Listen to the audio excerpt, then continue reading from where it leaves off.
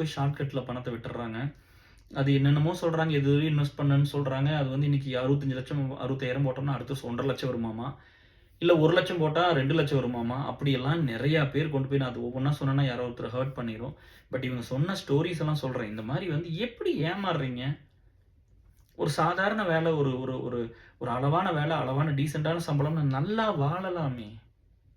நம்மளுக்கு எதுக்கு டியர் எதுக்கு பெருசா பணம்லாம் வேணும்னு நினைக்கிறீங்க? இப்ப இந்த டீ ஷர்ட் எல்லாம் வீட்டுக்கு போடுற இந்த வீட்டுக்கு போடுற ட்ரெஸ், வீட்டுக்கு போடுற டீ ஷர்ட் நீட்டா இல்லையா உங்களுக்கு? இத பார்த்து நீ எடை போடுவீங்களா? இந்த டீ ஷர்ட்ல நெறைய வீடியோ வந்திருக்குது ஆல்ரெடி. இங்க வந்து நான் படிச்சது மக்கள.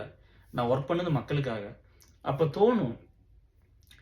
ஏன் வந்து ஒரு தகுதியும், திறமையும், இளமையும், அறிவும் இருக்கிற ஒரு பையன் இந்த சொசைட்டிக்கு வேலை செய்யறக்கு இவ்வளவு நல்ல குட் குவாலிட்டிஸ்ல ஒருத்தன் வரக்கூடாதான்னு எனக்கு தோணும். இவங்க வச்சிருக்கிற சோசியலிஸ்டிக் மாடல் என்னன்னா, நீங்க வந்து ரிட்டயர்ட் ஆயிட்டு வேலை செய்யுங்க.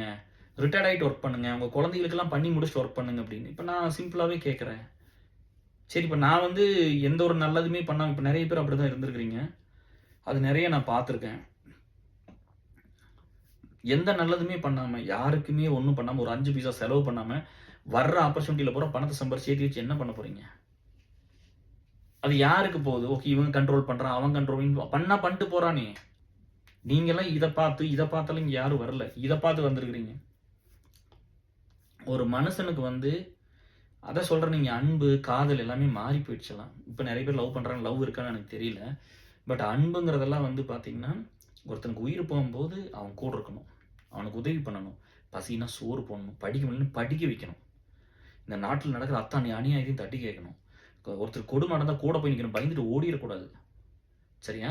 ஸோ இதெல்லாம் தான் லவ். இதெல்லாம் தான் வந்து இந்த ஹியூமானிட்டிய அடுத்த லெவலுக்கு அத எடுத்துட்டு போகும். இதெல்லாம் தான் மனுஷங்கள மனுஷங்களா இருக்க வைக்கும். இப்படிலாம் ஒரு ஆள் இல்ல, இப்படிலாம் வேலை செய்யலைன்னா, இன்னும் அந்த மனிதாபிமானத்து மேல இருக்கிற நம்பிக்கை பூரா சுத்தமா டோட்டலா போயிடும்.